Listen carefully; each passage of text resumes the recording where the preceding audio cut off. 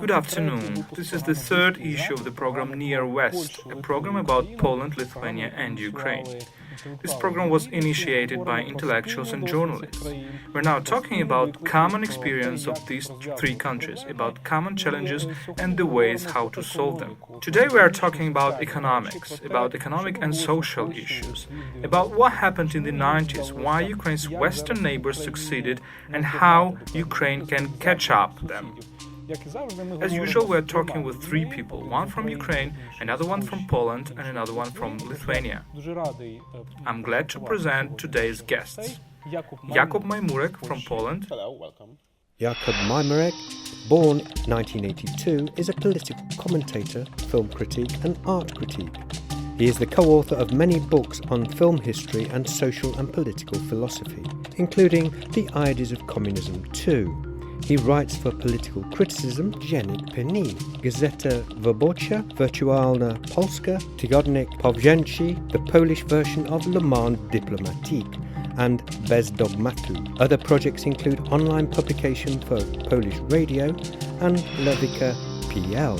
Majmurek is currently working on his doctorate in political philosophy at the Institute of Philosophy and Sociology at the Polish Academy of Science. Algis Krupavicius from Lithuania.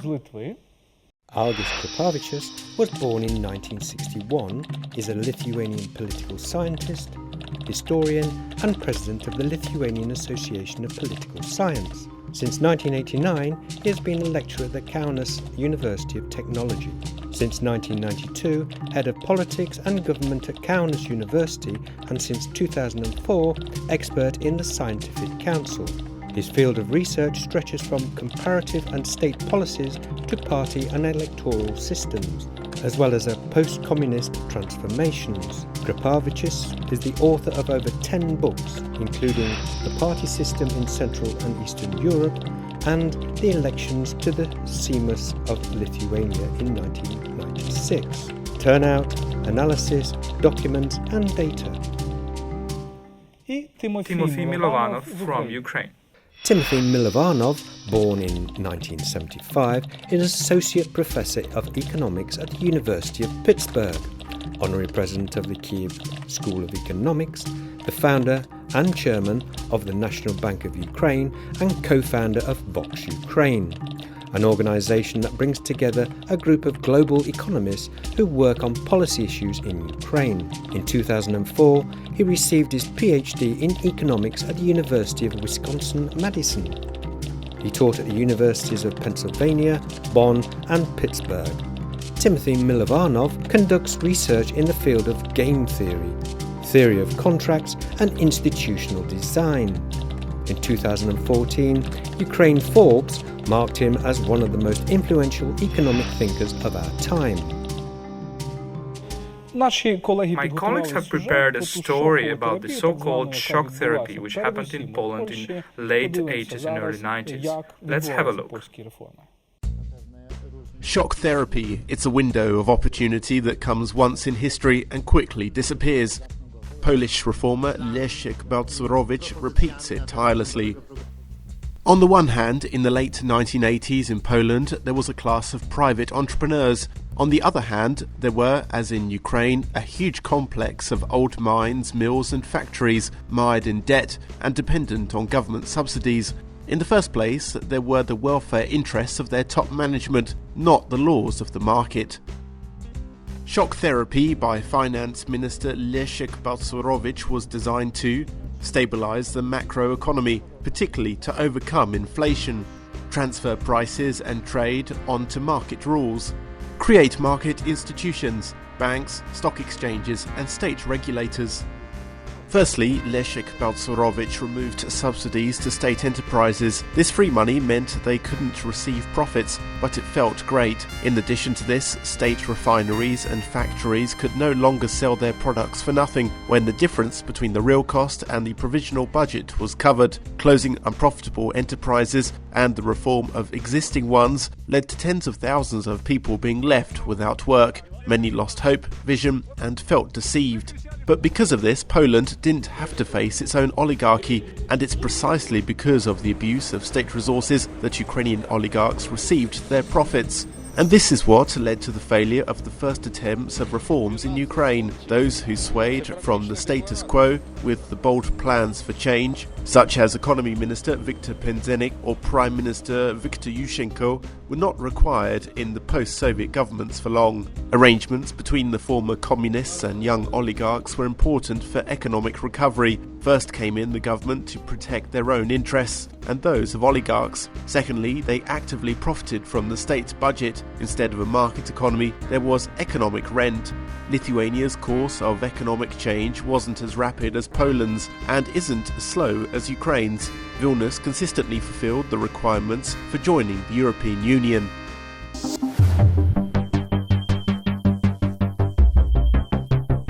So we see the story, in a way, all the topics we're going to discuss now, the topics of reforms, the topics of oligarchy, the topics of poverty. And my first question will be to our Polish colleague, to Jakub. So Jakub, what do you think, in which way the Balcerowicz reforms can be applied now to Ukraine? Well, I think it's very difficult to answer that question. I think that definitely you can't copy the reforms from the 25 years ago from a different country to completely different political, social and economic context. Poland in the 1989 wasn't so strongly politically polarized as Ukraine today. Today, I think, there was huge support for this kind of radical reforms. Virtually everyone agreed that socialist planned economy bankrupted and it can't go no more, that we need a radical change. And all the political parties, as well as labor unions, were ready to support reforms brought by Balcerowicz, even though they were connected with very harsh social costs from the very beginning, with high unemployment, with hyperinflation, which Balcerowicz, at least at the beginning of his plan, wasn't able to control as he predicted, with the economic recession and a decline in the nominal and real GDP. So I think that it is completely impossible to have this kind of political support for any radical plan in Ukraine right now. Also in Poland in the 1989 there were no strong oligarchic group who have their own interests, who have resources to fight any kind of reforms which would threaten their interests, their way of doing business, and it wasn't the problem back in the 90s in Poland. Of course, we did have a kind of communist nomenclatura which had many vested interests, but they were also kind of interested in market reforms. They were believing that the market reforms could benefit them economically, and there was no strong vested interest group which would oppose Balcerowicz's plans back then. It's very interesting. I think we're coming back to this opposition thing, because I remember these elections when the Solidarność was just crashing, the Communist Party. Algis, what do you think? What is the Lithuanian example? What is the Lithuanian experience? Yeah, first of all, you need to have a political elite which has a vision and understanding what they need to do. And I think a major difference between Lithuania and Ukraine, if you go back to the early 1990s, Ukraine was not ready for democracy and not even ready for independence. Lithuania was really struggling for independence since 1988 and as well for democracy. And we developed alternative elite, and this alternative elite was massively pushed to power in 1990. And Lithuania was the first to declare independence. And but the process, of course, was really very complicated and difficult. And if you look on the transformation, the market economy and economic reforms is just one point in a picture. Ralph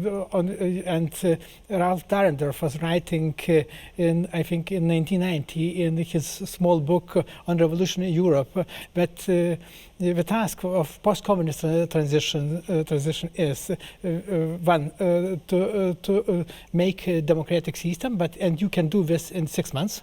It's quite an easy process. Of course, politicians still need to learn rules and to apply these rules. You need 6 years to invent, to build up some basics of market economy, and you need 60 years to have civic society in place, democratic, accountable, and the real civil society as such. And Lithuania was really a little bit different from Polish case, and Lithuania followed a little bit Polish case. We've not been jumping into shock therapy as Balcerowicz did, but our process was a little bit more evolutionary. And I think there was an agreement within the political elite that we need to make all these steps. Of course, we had hyperinflation, we had really the huge decline of GDP and many social problems. And in 1992, the first wave of reformers was voted out of power, and Sąjūdis was voted out of power, and ex-communist party came to rule the country. But still, even the ex-communist party had an idea, a very clear idea, that we need to implement all these reforms. And people and society, of course, was not satisfied, but for at least at the very beginning of reform period, was supporting all these steps.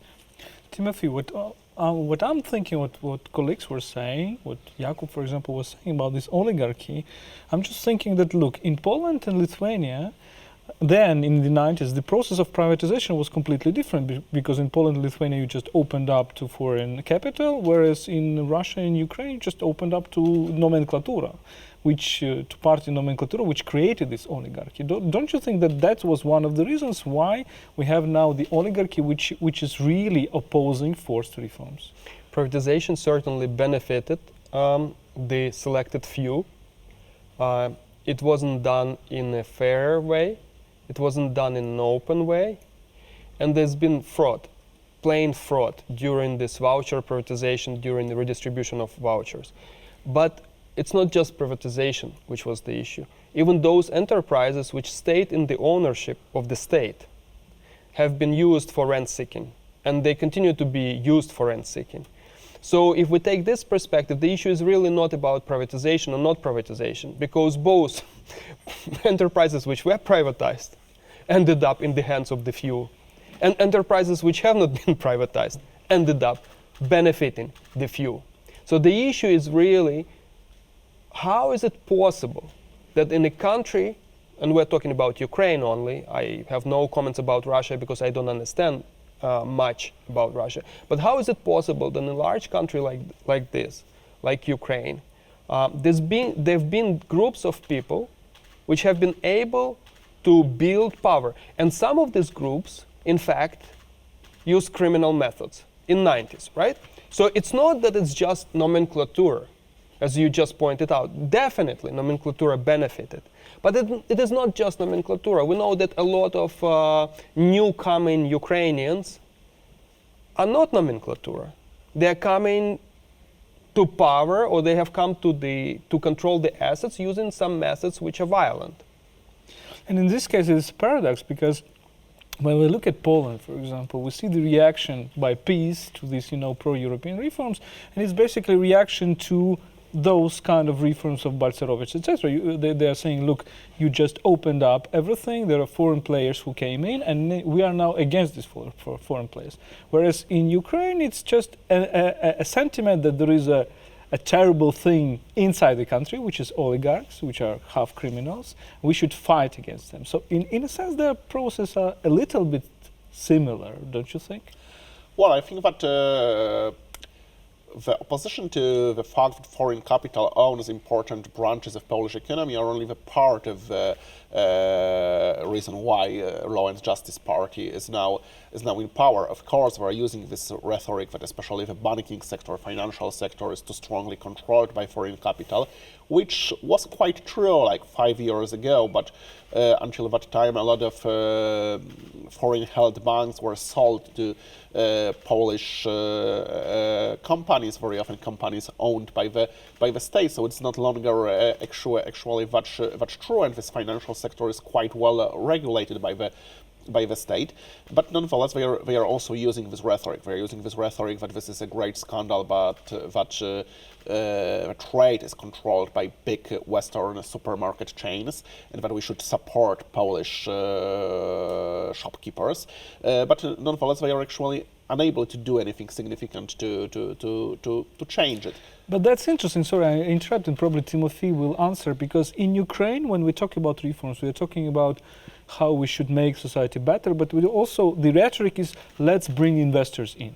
Like, let's bring foreign investors. Supports that. But definitely there are people, and I might be one of those, who would think that bringing foreign investment, foreign direct investment, and other ways of influence might be beneficial to Ukraine. And one of the arguments is that we have tried so many different things here over the 25 years that the downside risk seems to be limited. We have to do something which we have not been trying to do. So that's one argument. And the hope here is that by bringing in foreign culture, foreign technology perhaps, but most importantly, foreign corporate and political culture, we will be able to move towards a more civilized way of building and conducting business.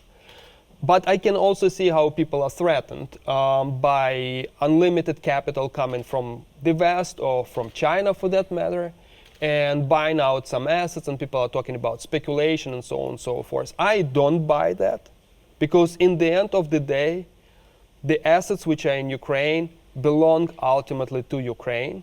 And you can tax the profits out of the foreign companies, you can impose barriers, you can do other things. That will hurt economy in the long run potentially, but it's not the end of the day. It's not that they're coming here, packing, land and moving it out of the country. So this argument that they will somehow abuse us is of limited validity.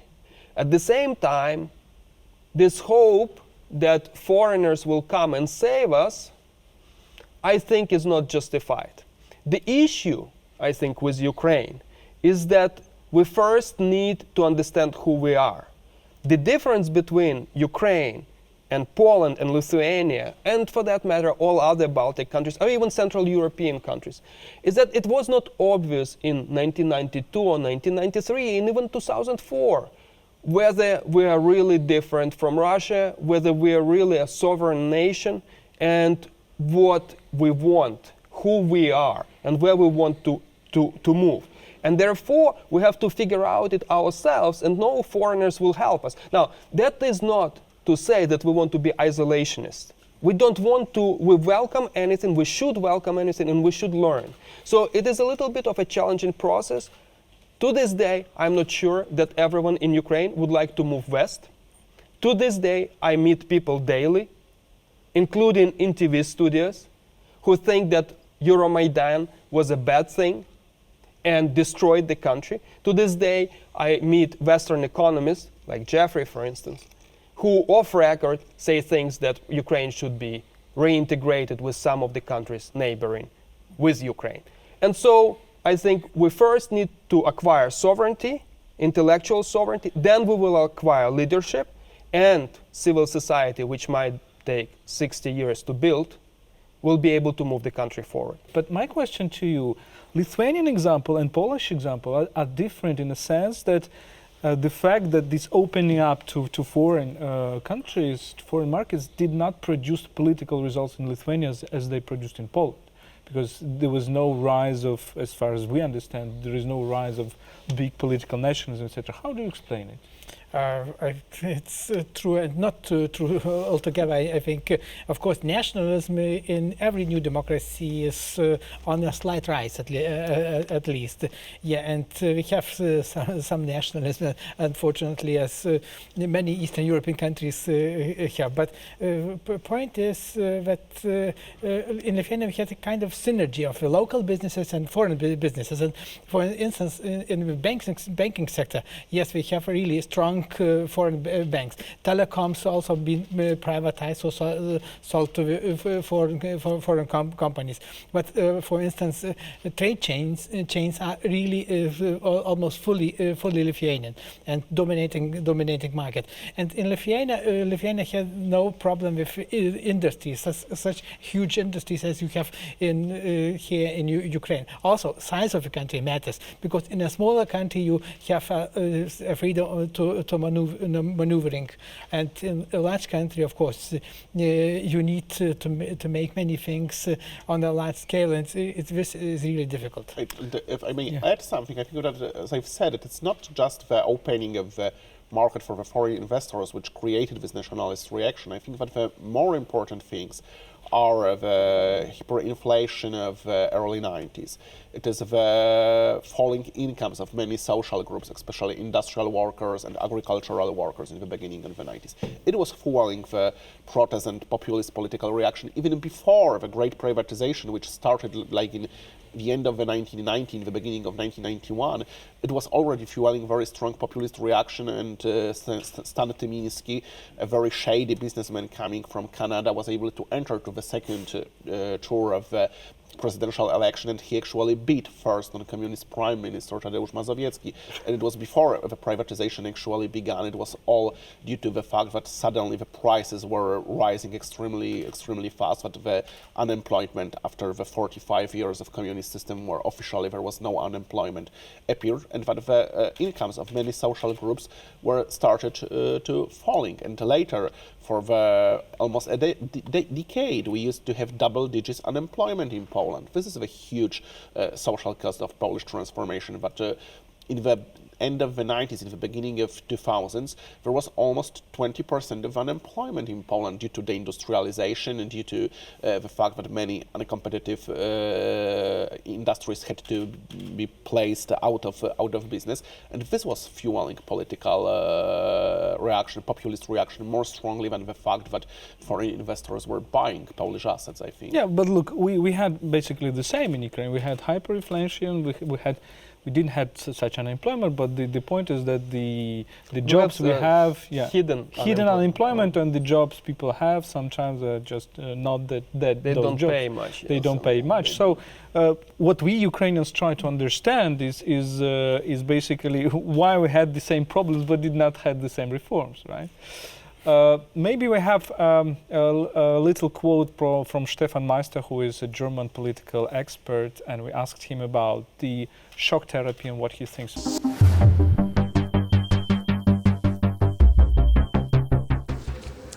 I'm a bit skeptical about shock therapy. We have this bad experience in Russia, in post-Soviet Russia, where it does just not work. I think it was a very particular situation in Poland after the wall came down, after the break of the Eastern Bloc, where really there was a consensus among elites and society that we want to have this change. And I think that was a very special situation. It can go wrong, like in Russia, that you really have poverty, you don't have a functioning state. You have a weak state, which is not able to manage this period, and I think Ukraine is also in a situation where everything has to be changed, And if you have in this situation shock therapy, you might lose the society, you might lose the support, the public support, and it's really a question if institutions are able to manage this change. So I think it really needs to think about how to take people with, how to explain to the people, and that this is a process where everybody has to participate, And in this sense, I don't think that shock therapy would be really the right way to do it.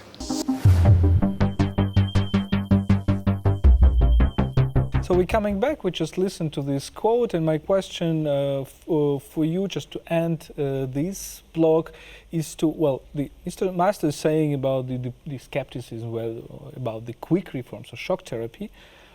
Does it mean that Ukraine has to be slow right now? Does it mean that we don't have to move quick, just more, slower? Timothy, what do you think?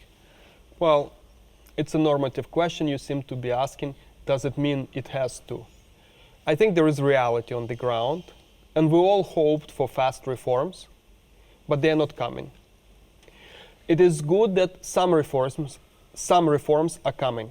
through, and the third government after the revolution is still maintaining the relationship with the society and with the foreign politicians and with donors, maintaining the promises. So I think we have to push forward, we have to protect what we have gotten, and most importantly, we have to protect people who have carried those reforms. Because what these 2 or 3 years have shown to us are the people who care about Ukraine, people who can deliver in very difficult circumstances. And I hope there'll be in the future the windows of political opportunity to conduct maybe faster reforms, and these people will be able to do that. So I think it has to do fast reforms, but it can't at this moment. Okay, thank you, Algis. So, but also you need social support for every reform, because if you have no social support, then you end up again to the fourth revolution or something similar. And in Lithuania, the political elite was looking for the support, not always had the support, but still I think was really a very central point. Well, I'm afraid it might be a kind of stalemate situation, because from the one hand, it is quite clear that you need to reform a lot of things. From the other, in the situation of a very strong polarization of society, as I've said here, it is extremely difficult, and the costs of reforms which would be implemented too rapidly can be very high. They were high even in Poland, when in the beginning there was huge consensus surrounding these reforms of Balcerowicz, and I can't even imagine how strong the repercussions can be later if the implementation of a reform in the conditions of strong political polarization would lead, for example, for some kind of a temporary fall of incomes of large groups of population. That's a very important topic, and a topic of social policy and of poverty, and we'll come back to it in a minute.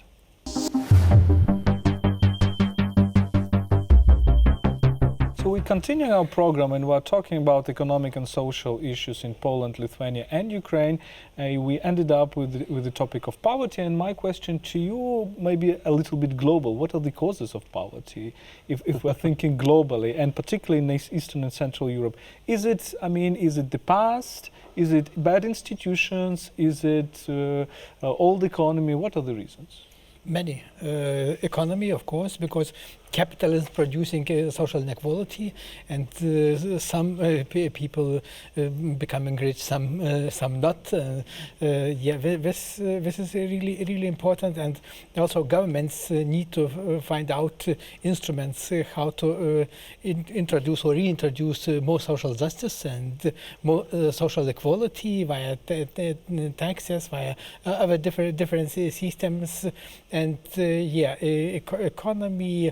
Reforms, of course, important point. But if you look from political point of view, we had really very right-wing reforms in the 1990s, and after the period of reforms, you need to make some reforms very fast. Say privatization. You can't wait with privatization. You need to do in few years. That's it, and you are done. After, you need to look for a mechanism how to make more balanced situation. But still in Lithuania we have a problem with poverty, and of course we have EU structural funds, EU cohesion funds, and we helping, but and we have immigration from the country, and it's not only a very bright picture, and we can tell that every country has own problems.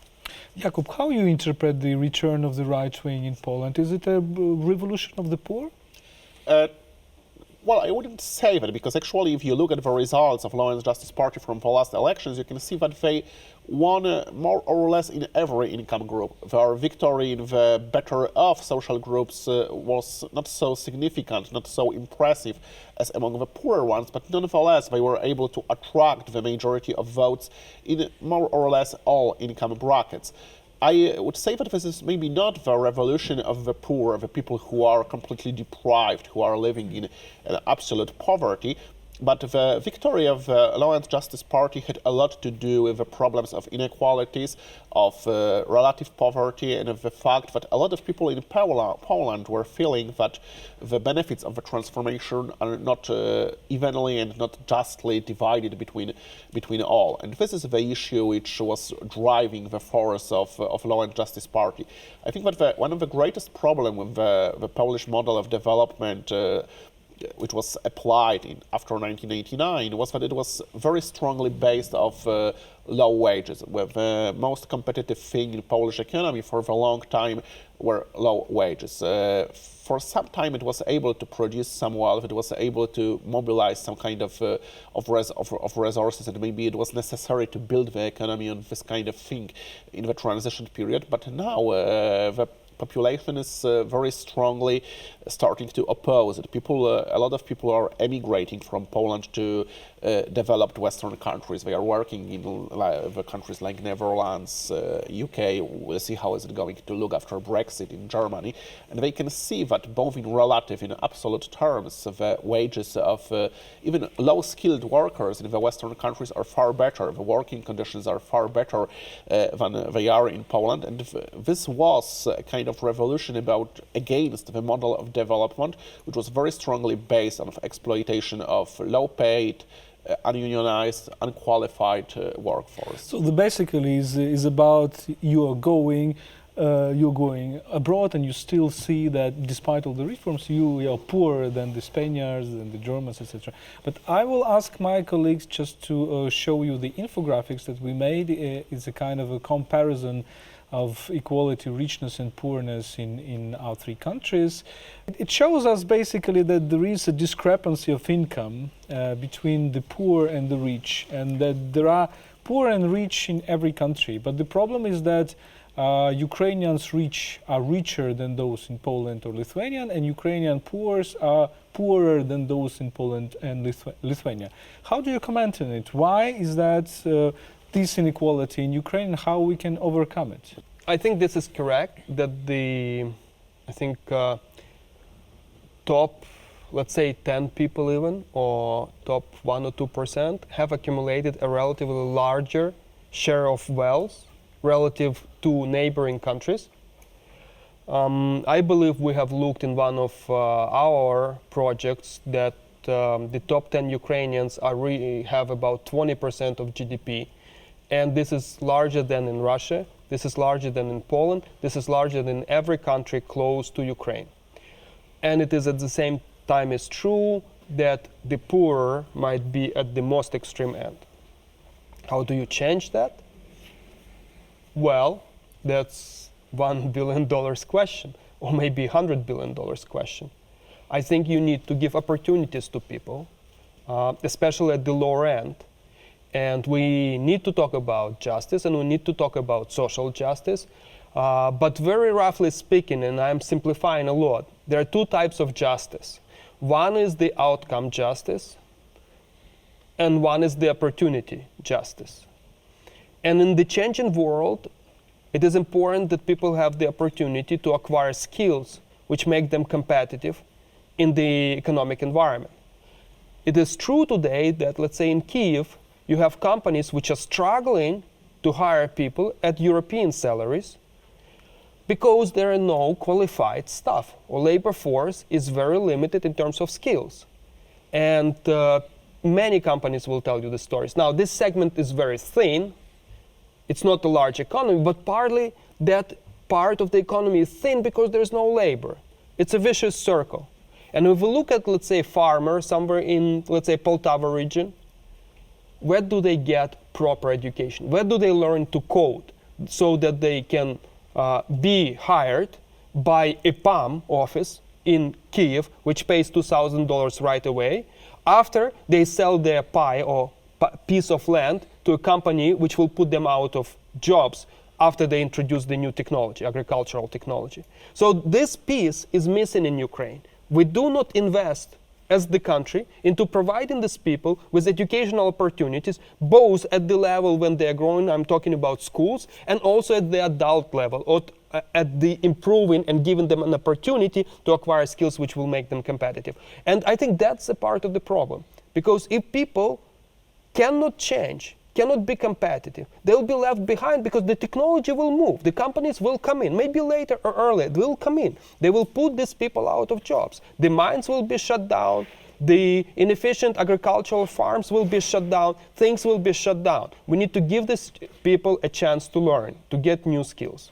Doesn't mean that who can give this outcome justice? I think outcome justice is really the extremely important point for many governments and many countries. And I think in 2014 was a very famous chat named most important chat about American economy, showing since Second World War how inequality was moving up all the time. And even during the crisis, financial crisis 2008, 2010, rich people became more rich and poor became more poor. And this is really huge issue, how to deal with this problem. And I think now we have kind of new political cycle, but with many governments looking about outcome justice. And of course, in case of Ukraine, you have a really huge peak of injustice and inequality and poverty, including.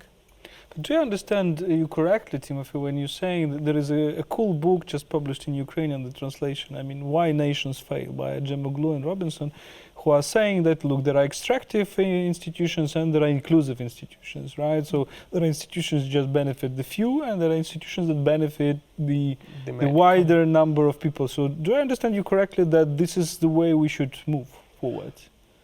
This is a very useful perspective.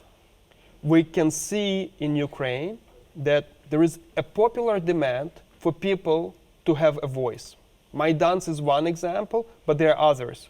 People are unhappy with the situation, they raise their voice, and unfortunately, the political institutions are weak and they can't channel the voice, so we end up with violence. So there is demand for inclusiveness. But 2 or 3 years later, after the most recent Maidan, can we say that people are included in the decision making? I'm not so sure. Some people say it's much different. I agree we moved forward, but I don't see a lot of truly ideological political parties representing different spectrum and people raising concerns of voting in local or in national elections and giving power to their representatives. Instead, I see a lot of decision making which is sometimes non-transparent. I see influence by foreign donors, absolutely. But I would like to see Ukrainians who want to get that voice to be able to raise that voice.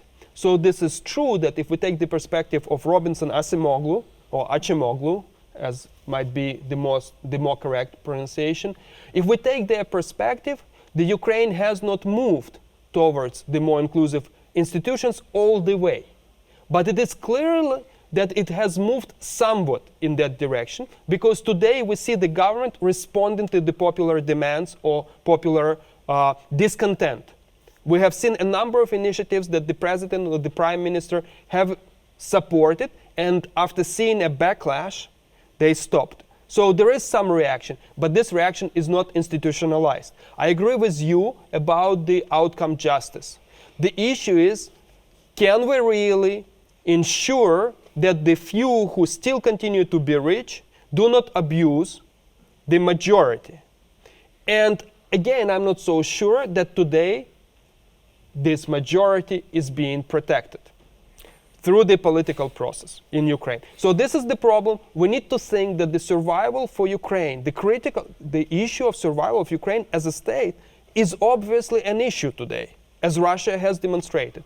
And in order to survive as the country, we need to include people in the decision making. They will not protect the government. They will not protect the sovereignty of the country until they feel that they are part of this country. And they don't feel part of this country if they don't take part in the decision making. That is very interesting. It brings us back to the Polish context, because, well, we can also interpret this peace coming to power as a kind of, not revolution of the poor, but revolution of the marginalized, or of those who are not included, of those who are excluded. And the liberals are tending to say, look, there is right-wing populists and there is just crazy guys, but maybe there is something, real in all this story, and maybe this is also a stage going back to a more inclusive society. What do you think? Well, I wouldn't say by any means that law and justice is going to build any more inclusive society, because they have this vision of government that because they won the election, because they got the majority in the lower house of the parliament, and they can form their government without any coalition partner, but they have the mandate to do whatever they bloody want. So I don't think that they are trying to include society in the process of decision making. On the contrary, Jarosław Kaczyński, the actual leader of Law and Justice Party and the kind of supervising force above Prime Minister Beata Szydło, he always said that there should be some very narrow political center which is commanding the political life of the nation, and any ideas of more participation and more inclusion isn't something which he would be happy to give to the people. What he would be happy to give to the people is to fuel their resentments about former elites and to punish these elites for their supposed sins. Definitely, I think that the victory of Law and Justice Party was a kind of failure of Polish liberalism, which from the beginning of the 90s was quite conservative, which was very strongly preoccupied with economy and with economic reforms and not with the political reforms, not with building the real grassroots support for democratic institutions and for liberal sensibilities. And Polish liberals are now paying a price for it. I think we'll also come back to this issue a little bit later, but let me just break at this moment, because we touched upon a very important issue of poverty and richness, and our next block will be on oligarchs. So let's come back in a minute.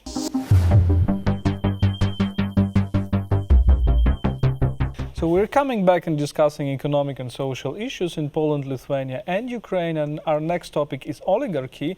And here I would like to come back to what Algis was saying about the Western societies, because, for example, I think there is a book of Jeffrey Winters about oligarchy, in which he's saying that basically US also has oligarchy, which is called civil oligarchy. And when we look at Donald Trump, for example, we see the typical oligarch coming to power, or striving to come to power. So why the developed societies as the United States are not immune to oligarchy, and how can we, much less developed maybe, societies? Because United States is a huge country, and wealth and businesses are very concentrated, and yes, and smaller countries, I guess, have a little less concentration. And yes, in Lithuania we also have this discussion about oligarchs, about influence of oligarchs, about the role, etc., etc.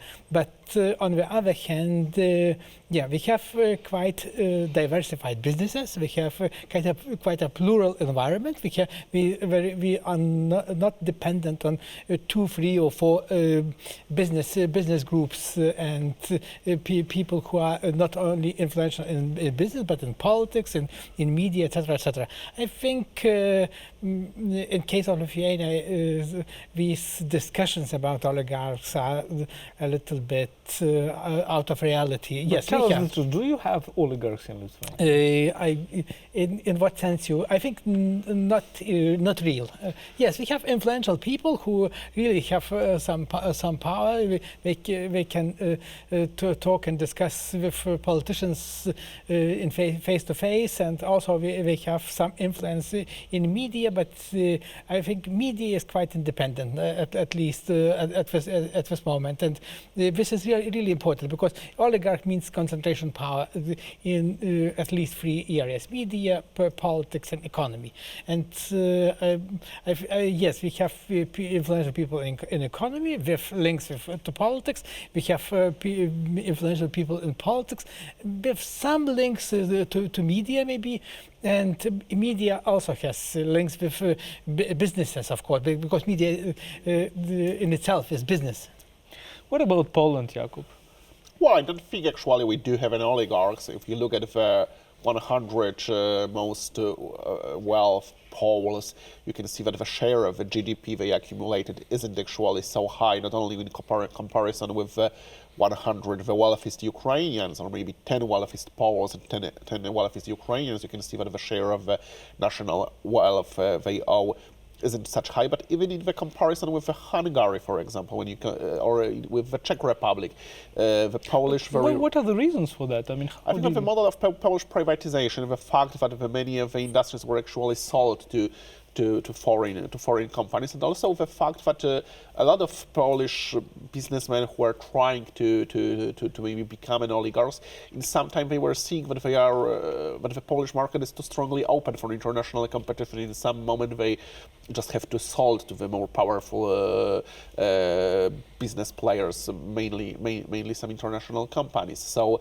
and also the relationship between business and politics wasn't in Poland never so cozy as it is in Russia or in Ukraine. Of course, there were very wealthy individuals who benefited, for example, from the privatization or from businesses made with the government, from government contracts, subsidies, and so on. The richest Pole who died 1 year ago, Jan Kulczyk, he made the great money mainly on privatization, but his business model was that he was buying some state-owned enterprises as a representative of the Polish capital of Polish business, and he was later selling it to some foreign companies. He's made his first great money by buying some breweries from the state and selling them for much more to Miller, one of the biggest brewery company in the world. So this was this kind of model, and he used to have very big influence, mainly on post-communist governments, but nonetheless, it wasn't. It was never on the scale of Russia or Ukraine. Timothy, when we're talking about oligarchs in Ukraine, do you see any progress of de-oligarchization? Well, two things. One, what does it mean to be an oligarch? So that's a vague statement. Although intuitively we all understand that that's a rich person. There's some unfairness towards the means of acquisition and maybe some influence on the politics, because we don't call big foreign investors oligarchs if they effectively own a major asset in Ukraine. We don't say, well, listen, there is this pension fund from the US, hypothetically speaking, which has bought half of energy distribution. Now we have an American oligarch. We don't say that. So there is something about what we mean by oligarch. It's not just concentration of wealth or resources. But there is also a question, what do we mean by de-oligarchization? Definitely, these people who we call oligarchs in Ukraine have become substantively poorer, much less wealth than 2 or 3 years ago. If you look at Rinat Akhmetov, he's basically is in 2, 3, 4 kind of digits in terms of billions of dollars. It depends on how you count. But we're talking about dropping his overall estimate of wealth by 10 times over some of the best times he has had. So, you know, in that sense, there is the oligarchization. And some people might even say that majority of oligarchs today are de facto bankrupt. That if you count the obligations they have and the assets they have and the expected revenues, they don't meet the ends. So in that sense, de-oligarchization might have happened. But if you talk about their influence on politics, on regulators, on capturing the state, on attempts to use rent-seeking to recover their losses, I'm not so sure that the oligarchization has happened. Now, I am not standing next to regulators. I'm not in the rooms where the phone calls are made. So I do not have evidence which is 100% convincing that oligarchs have influence on the state. But I do not see also people having a lot of influence on the state. And I believe when there is vacuum, someone is having influence on the state. And of course we need political party financing. So someone is financing parties. If you look at the reports, I think of one of the major parties, either BPP, ONF, or some of other parties, the declared of money, amount of money that they are spending, the amount of contribution that they are spending per MP in the parliament is in the numbers of $10, $20, $100 per quarter, per 3 months. This is a joke. It's not enough to pay a salary to the assistant, right? So there is some kind of source of money going somewhere, financing somehow our political process. And we know that all our media in Ukraine, they don't have revenue, right? So someone is financing our national TV channels. And it's definitely not people by donations and not state. Well, maybe indirectly, secretly. So I would say we have a lot of indirect evidence that the oligarchization in the sense of independence of the state and media from a group of wealthy people, well, in that sense, the oligarchization is not there. Hopefully we are on the media right now, which is not paid by oligarchs. But my question is, how do we proceed? Do I understand correctly that basically we can talk about inclusiveness, everything, about engaging people, but the Polish example shows us that the only remedy against the oligarchs is just open up and to foreign, multinationals. And then you have the whole another bunch of problems, meaning the multinational can come and then can go. What do you think? Well, you can also build economy which is where the role of the public sector is more is stronger. This was the way that Slovenia did it for some time. It was working quite well. Recently, they started to have some serious problems. But you can also imagine the economic transformation when the most important assets are kept as the property of the state and are running as a public companies. So this is the other way, and you also can try, and this is what the Central European countries were trying, some kind of scheme of general privatization. In Czech Republic, you have this kuponovka, this system when everyone was given a kind of share of national wealth, but it clearly didn't work out in these terms that the wealthiest Czech individuals were able to amass quite impressive amount of national wealth. Yeah, but there are many instruments, for instance, party funding. In Lithuania, we made really very strict decisions about the external party funding, and now Lithuanian parties are really supported mainly by state donations. Yes, this is not the best instrument, but it's quite, as a temporary mean, it's really okay. Also, concentration of businesses in one or another area, share of a market, if you're controlling well, and this will produce some results. And also look about pluralism in businesses, all businesses. You need to have foreign capital coming, you need local businesses and small, medium and large businesses. If you have kind of good mix, you might escape from huge problems of oligarchization. Yeah, Timothy. Well, I think the way forward is actually role models. So in Ukraine, there are people today who are self-made. There are many people who are self-made.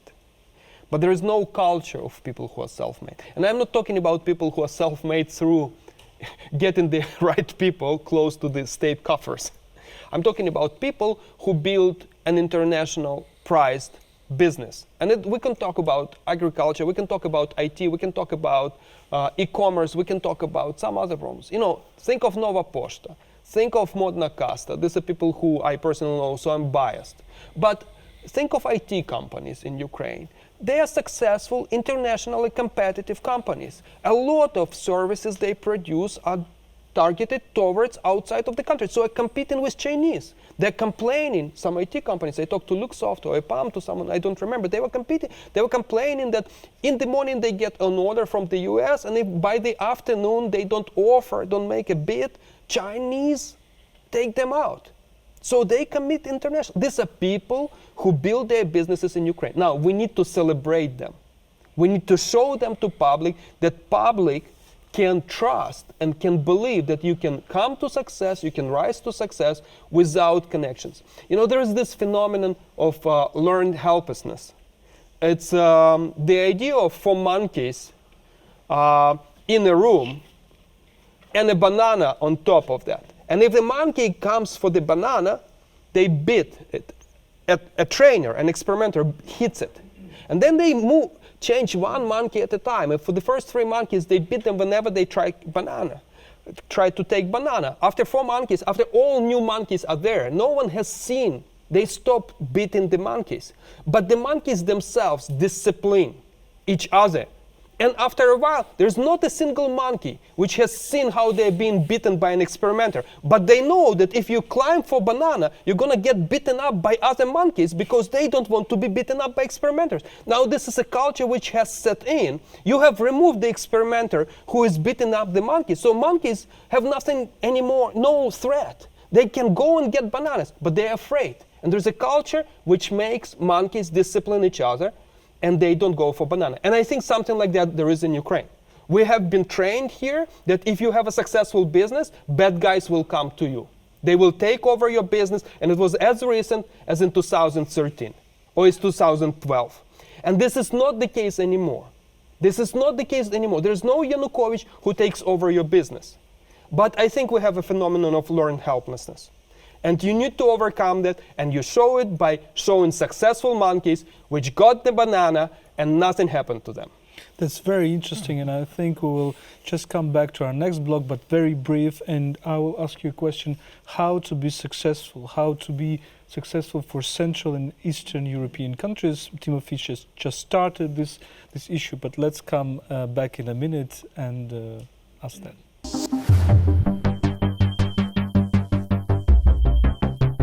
So just to summarize, let me ask all of you your probably recipes or your advice how to become successful for a Central and Eastern European country. Jakub, let's start with you. Well, it depends how would you define success. I think that what the Law and Justice victory in Poland expressed is that the Polish people have a success which can be translated into a decent standard of living, decent standard of work, decent wages, and so on. And you can't build this kind of society in the economy based on low cost of work, in the economy based on not very highly skilled work. And I think that the whole region, Poland and sooner or later also Ukraine would face it, is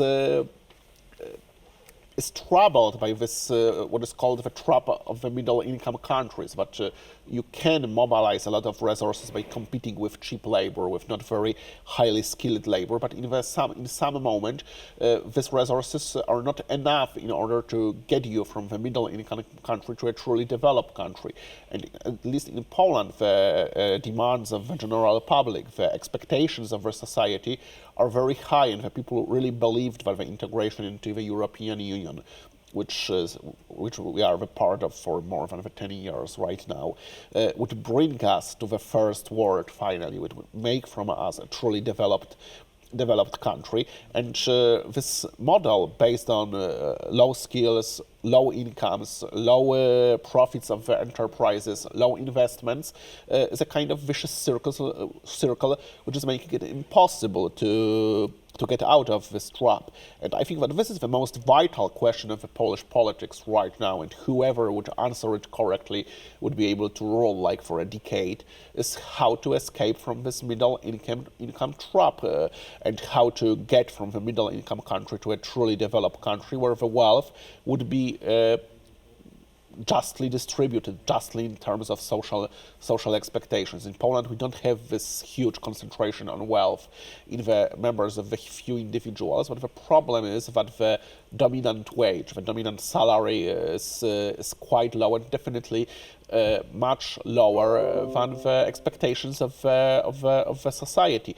And how to build the society which is able to escape from this trap? There are different answers. There is social democratic answer, which is putting the emphasis of the fact that in order to escape from the cheap labor economy, you have to strengthen the labor unions, you have to strengthen the workers, you have to stop cherishing the entrepreneur. The entrepreneurs were very cherished in Poland after 1891, and you have to look at the other social partners. You have to have a good practices of the state as the owner of the enterprises and so on. There is the other answer, which the Minister of Development, as it is called in Beata Szydło's government, Mateusz Morawiecki, is giving. And he is focusing on the greater investments of putting the money of the Poles, for example, from pension funds into the stock market, of concentration of investments into few national champions, and the kind of South Korean model of development based on production of highly technological production sold for export. And it's impossible now to give the answer which of these